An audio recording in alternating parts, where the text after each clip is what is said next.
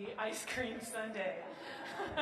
So, without further ado, Mr. Secretary, I commend this fantastic team to you.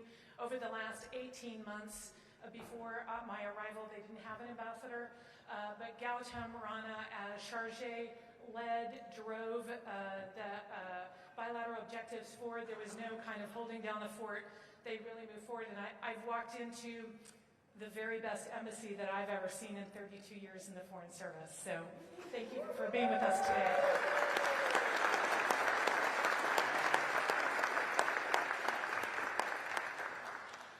Well, first of all, this is the best first row I've ever had at an embassy event anywhere. So thank you guys for being here.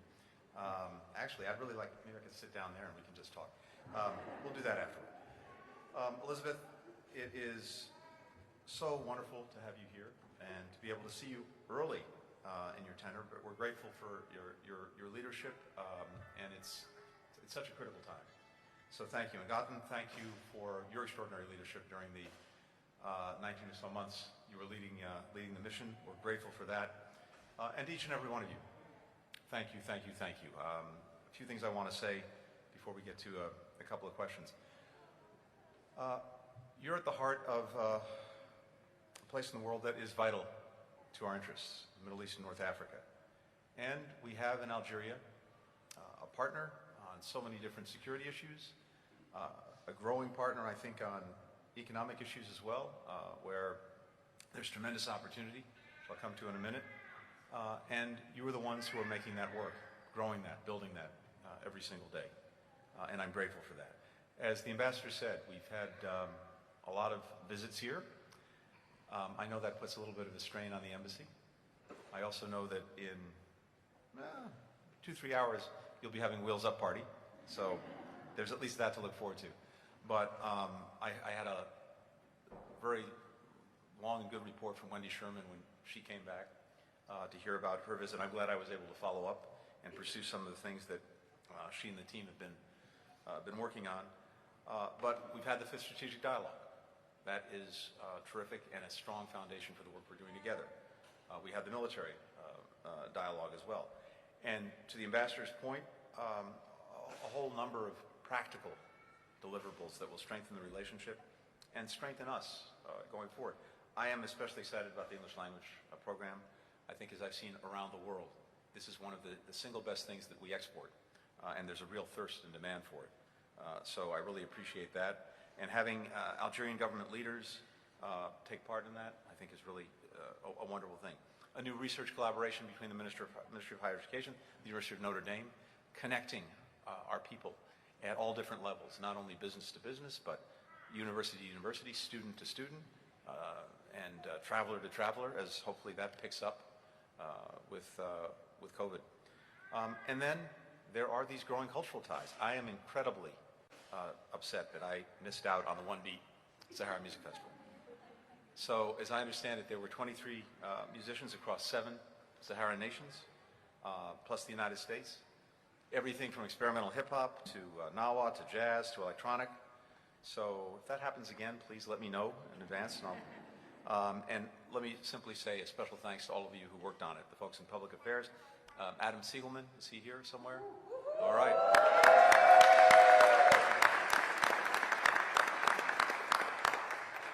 Job very well done. Thank you.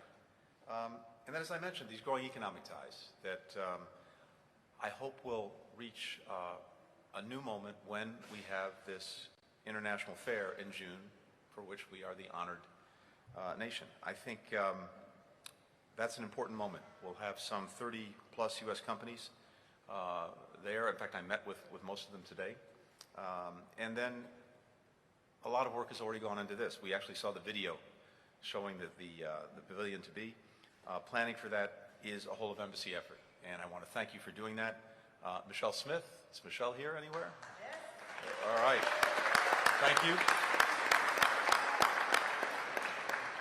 Thank you for your great efforts. So much of what you've done, though, has been done during a very difficult time for all of us, including folks at this mission, and that is the time of COVID. 2+ difficult years. I know that some of you have experienced this in a very personal way, not just a professional way, the loss of sickness of family members, of friends. One staff member lost here, Hassan Barish, and I understand that there's a fountain that was named in his honor. But I know how deeply felt this is. But I really want to say to you as well, thank you for looking out for each other.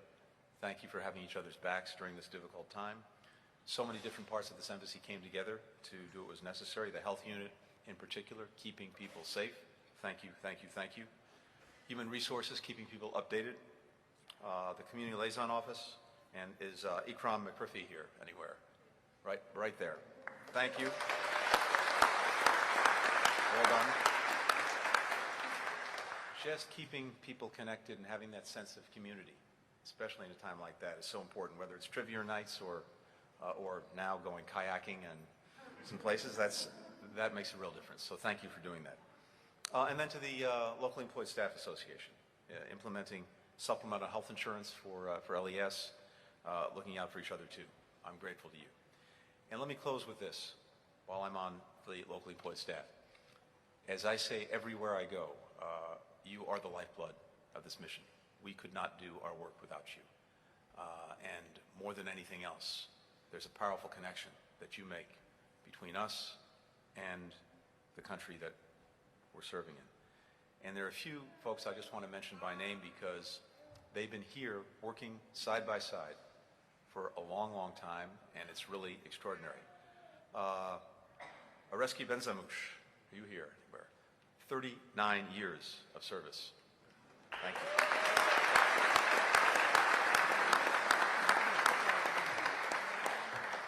Nabila Halas, 38 years of service.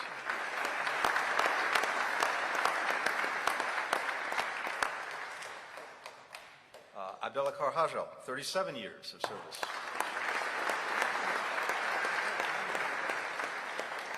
Abdel Karim Zousa, 37 years of service as well.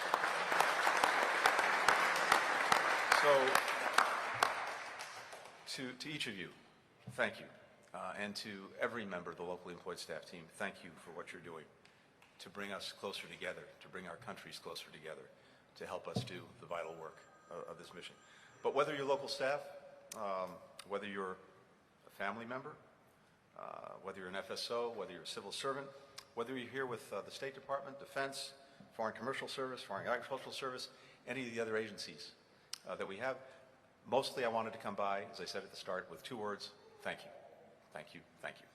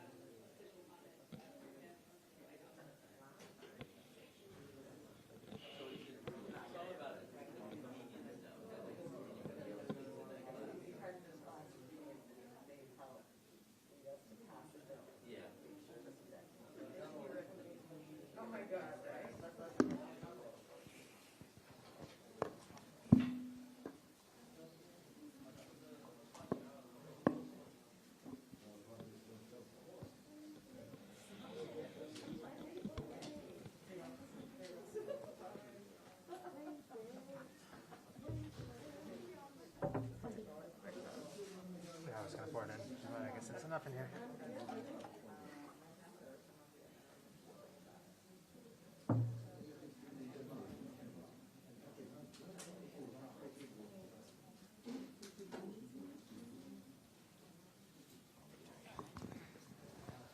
I do too, but then I forgot.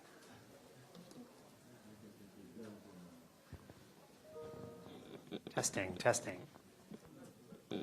Testing, testing.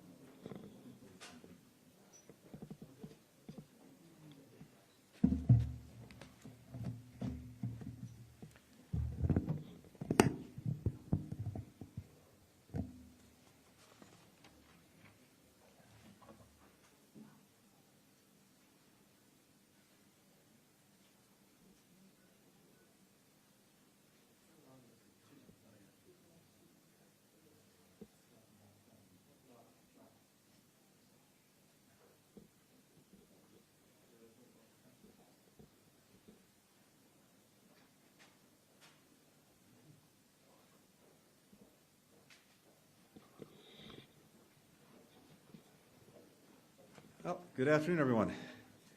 I'd like to begin by announcing another 5 stops on this trip. Yeah. In all seriousness, I am very glad to be back in Algeria. I visited in 2016 when I was the Deputy Secretary, but this is the first trip that I'm making here as Secretary.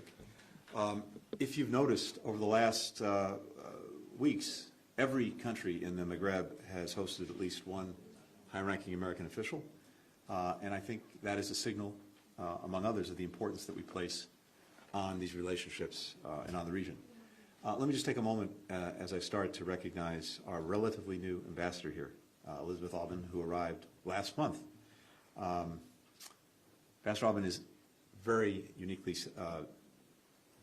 suited for this role. She previously served as the Deputy Chief of Mission here, and 3 decades of experience in the Foreign Service. She is truly the best of our department. We're grateful to have you here. So over the course of this trip, we have visited Israel, the West Bank, Morocco, now Algeria.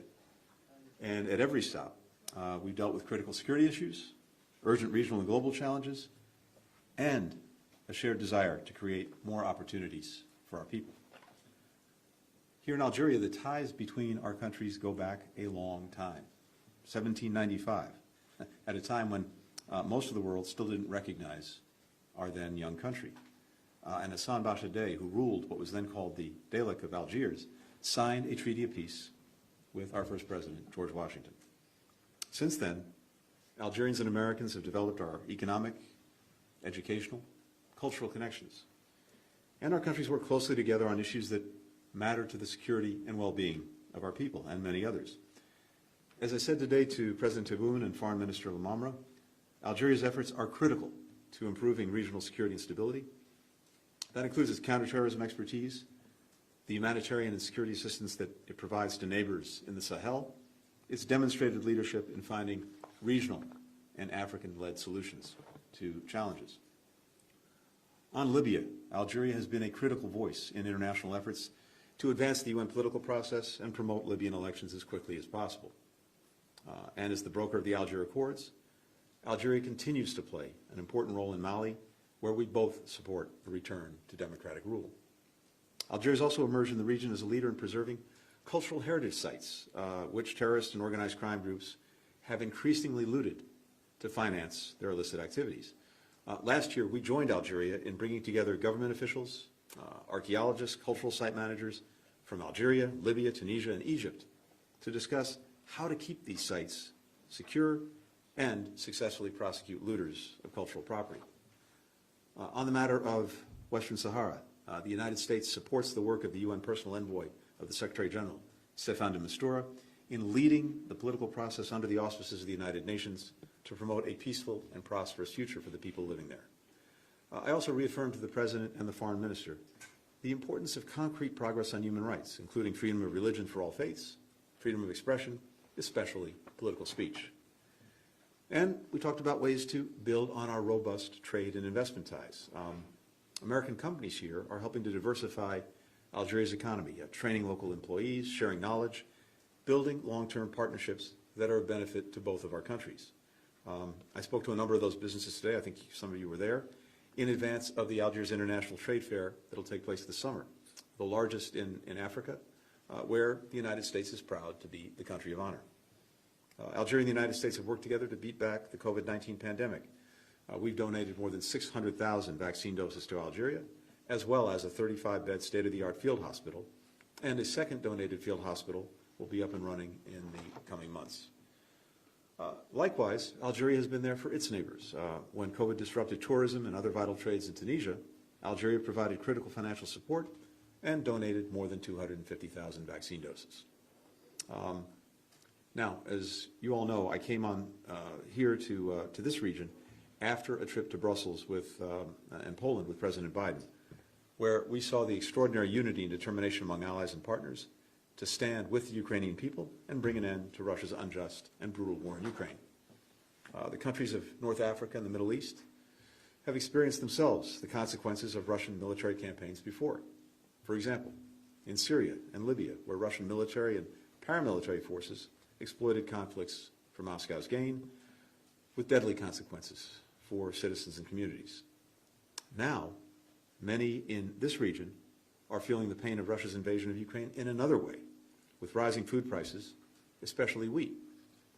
Farmers in Ukraine, instead of tending to their crops, have been forced to either fight for their country's future and independence or to flee. Ships with grain are not getting out from Black Sea ports because they're blocked by Russia's aggression. Countries around the world, including North Africa and the Middle East, import significant amounts of wheat from Ukraine. And of course, when food prices rise, so do the numbers of people suffering from hunger. This is just one more reason why the international community must increase the pressure on Russia to end this unprovoked and unjustified war.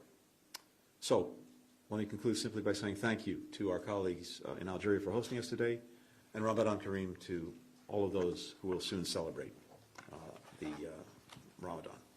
With that, I will happily take some questions. Start with Matt Lee of the AP, please.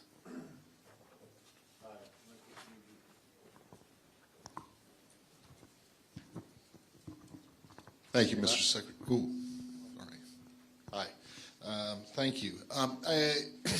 Are you at all concerned with Algeria's relationship, Algeria in particular, its relationship with Russia? And do you think that it should be doing more to reevaluate its ties with the Russians?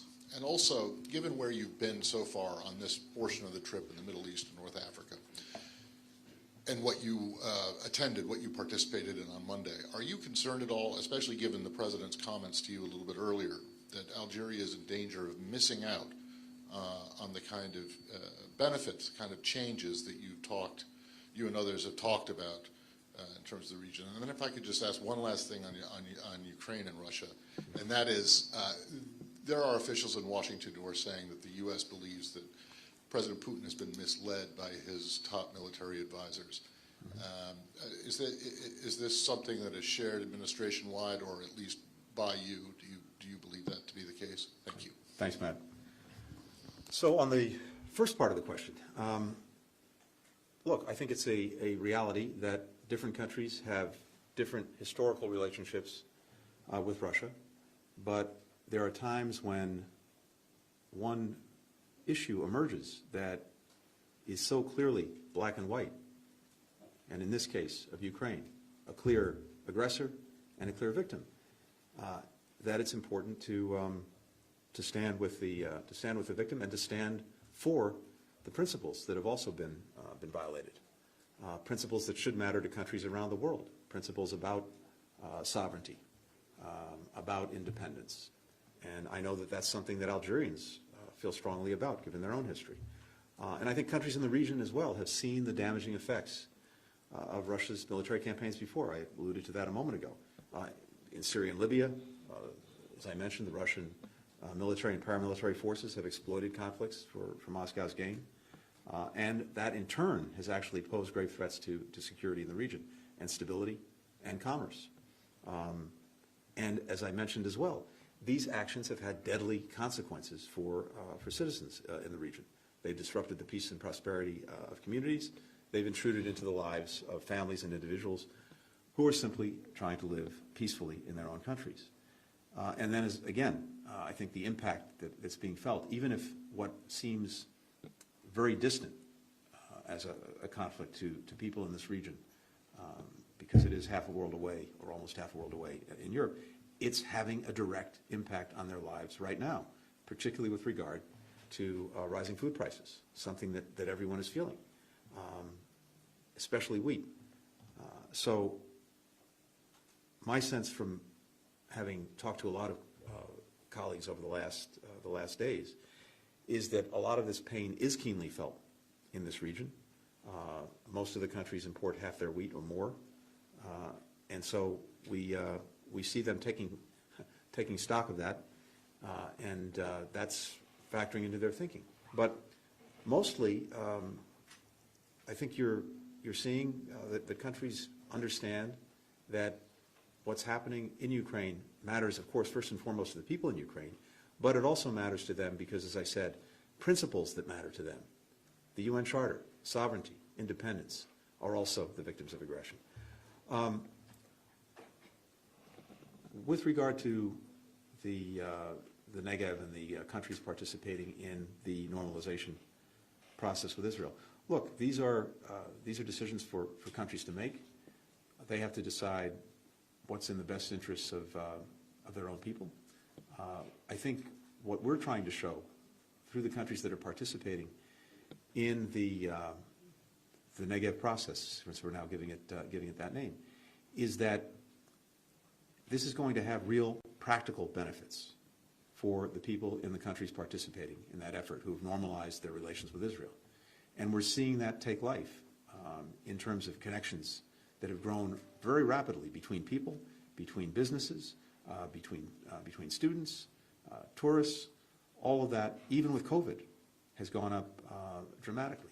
At the same time, what we're doing as governments is looking at how we can work together to make the kinds of investments in infrastructure, in global health, in science, in dealing with climate that are going to have real benefits for people. My bet is that as other countries that are not part of that process see this take shape, they will conclude that this is something they want to be a part of.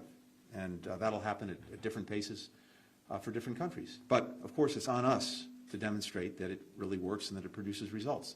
I believe that it will. And finally, with regard to President Putin, look, what I can tell you is this, and I said this before, one of the Achilles heels of autocracies is that you don't have people in those systems who speak truth to power or who have the ability to speak truth to power. And I think that is something that we're seeing in Russia. We'll turn to Abdurrahim Kashur.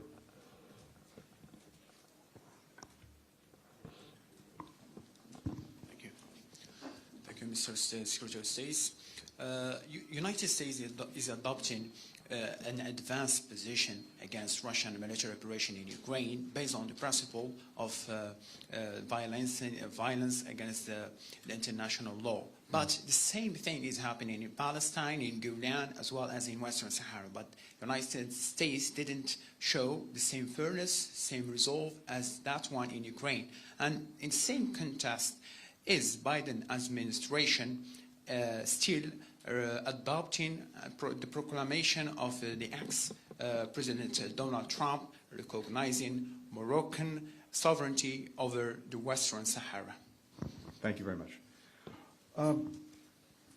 When President Biden took office, we and he made two principal commitments in terms of our foreign policy and how we would engage the world.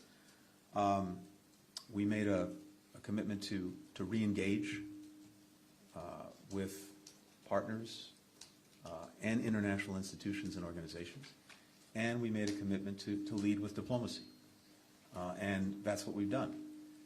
Part of that means that when the basic rules of diplomacy and the international system that are necessary to try to keep peace and security are being violated, we will stand up with other countries to defend them. And that's what we're doing. That's what we're doing in the case of this aggression.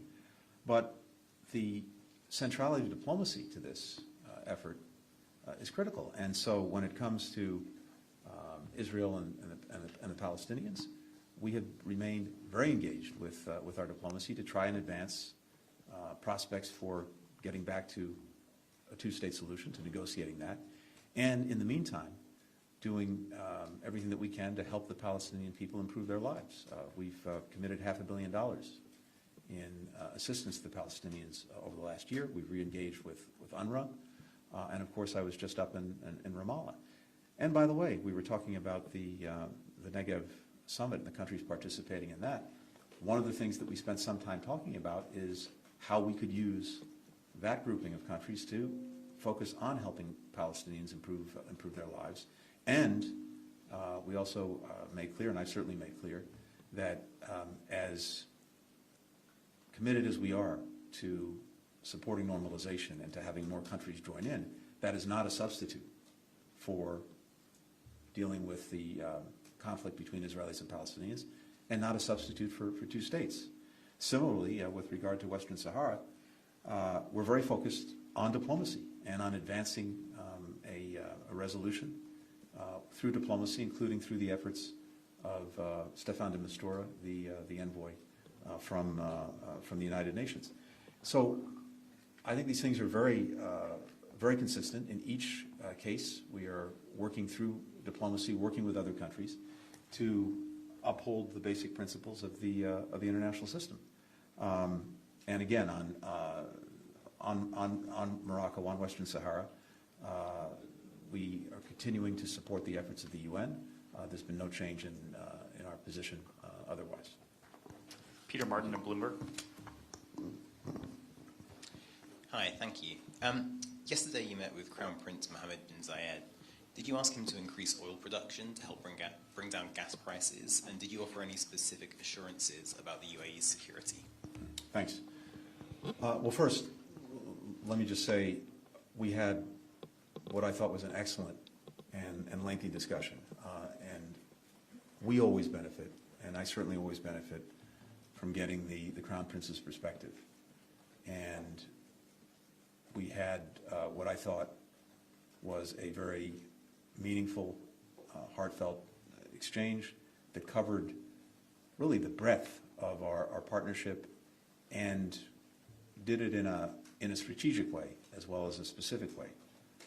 One of the things I made very clear to him is the value that we attach to that partnership and that we are a true partner for the UAE. The UAE has been with us around the world, including in Afghanistan, fighting side by side. In fact, the Crown Prince had some of his sons in attendance who had fought with us, and one indeed who was injured.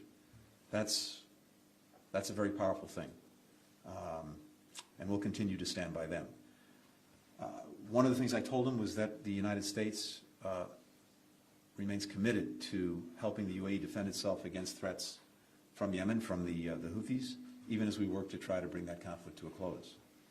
In fact, we have our special envoy, Tim Lunderking, in the region as we speak, and we very much welcome the UAE's support for a truce that could lead to a ceasefire. I also took the opportunity to commend the Crown Prince for his vision, his courage, his leadership in normalizing ties with Israel. And we talked about the opportunities that can bring for all of our people. We had a very constructive discussion as well about the war in Ukraine and the Russian aggression there. We talked about Syria, the status of our talks with Iran on the possible return to the JCPOA, and a number of other things. It was really a lengthy and detailed conversation, as well as one that looked at the relationship from a strategic perspective. So we will continue to be in very close touch with our Emirati partners on all of these issues and more. Our teams are following up on many of the things that we discussed yesterday.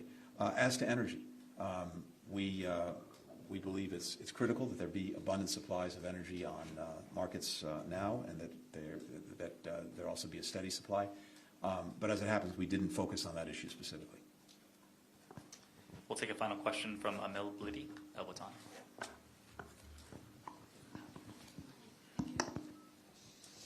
Thank you. We'd like to know how do you perceive Algeria, and what's your assessment towards the situation in North Africa, especially with the deep crisis between Algeria and Morocco, and the complex question in Libya. So do you fear the first? I don't know. Thank you.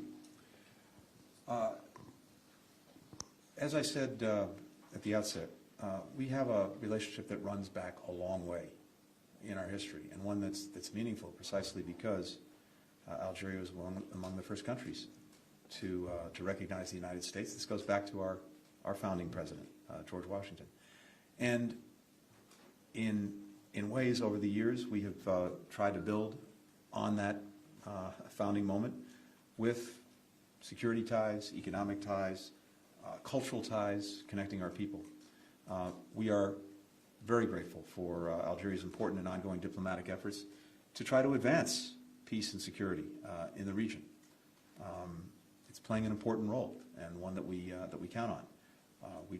As I mentioned, we talked a lot today about Libya, and we are working very much in common to try to advance a truly democratic transition there. through elections and a new government.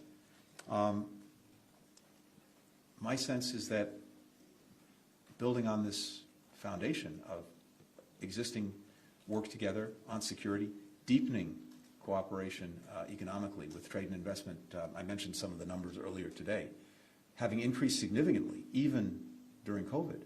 And I think particularly with President Tebboun's economic plan, one that offers the prospect, I think, of creating an even more favorable investment climate here for American companies through clear rules and regulations and predictability.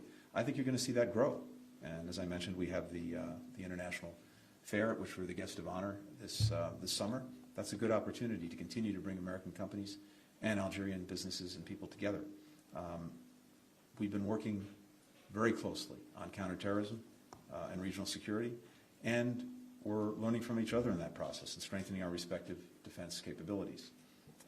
We were very proud, coming back to the connections between us in different ways. We just signed recently a 3-year agreement with Columbia University I happen to attend, and the Algerian Ministry of Higher Education and Scientific Research that will help revamp Algeria's curriculum for teaching English language in universities. We, as I said, have been increasing these business and commercial ties in ways that will have very practical benefits to the lives of Algerians and Americans alike, creating opportunity, creating jobs, advancing progress in everything from agriculture to IT to energy. So what I'm seeing is a good foundation that we're now building upon and that we're very much looking forward to doing. At the same time, to further address the second part of your question, we share real concerns about security in the region, particularly in the Sahel, and we exchanged, I think, important, useful ideas about what we can do more effectively to deal with the challenges posed to security in the Sahel, but also to try to bring people there more opportunity, more hope, which is ultimately the best answer to dealing with security challenges. So across the board, this was a very good day. It's building on a number of days that other senior officials have had here, and of course, it's building on the work that's being done every day by our embassy and by private American citizens, businesses, students, et cetera. All of that, I think, will increase in the months and years ahead. Thank you. Thank you, Mr. Secretary. All right. Thank you all. See you at the next stop. Too soon.